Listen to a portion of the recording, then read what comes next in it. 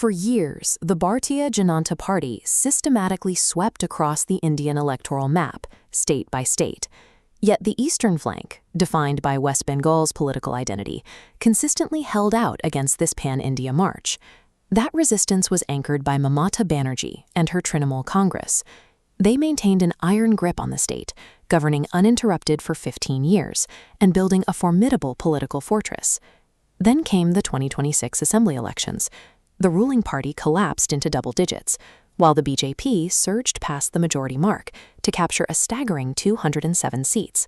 The scale of the defeat was most visible in Bhabanipur, where the chief minister lost her own seat to her former protege turned political rival, Shivendu Adhikari. This outcome was the result of three specific structural fractures that opened within the state's political foundations, beginning with a shift in the voter registry itself. The first fracture happened before any ballots were cast. It started with an administrative exercise by the Election Commission, known as a Special Intensive Revision of the Electoral Rolls. During this revision process, officials removed nearly 91 lakh individual names from the state's voter registry. Looking at this chart of the total state electorate, they wiped out roughly 12% of the voting base. This graph visualizes the impact. In the 169 constituencies that saw over 25,000 deletions, the BJP's seat count surged from 41 to 100. The removal of these names altered the mathematical landscape of the election, providing a quantifiable advantage in dozens of key constituencies. The second fracture was geographical. We have to move away from the statewide data and look specifically at the industrial and urban sprawl spanning Kolkata, Howrah, and the 24 Parganas.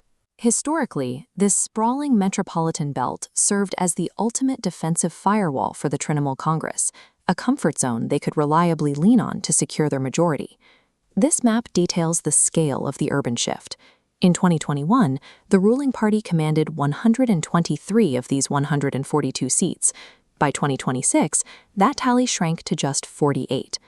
In these industrial and residential wards, the sole candidate message meant a constituency expressing exhaustion with 15 years of local governance and a desire for structural change.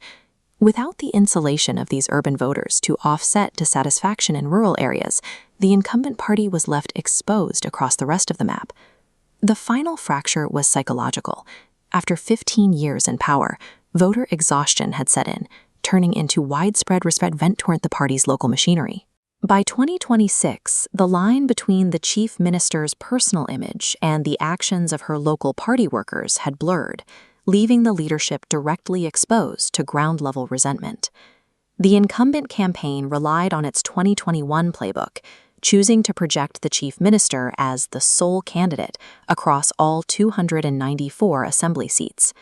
That static, centralized messaging failed to connect with a localized electorate that was increasingly vocal about governance they viewed as misrule.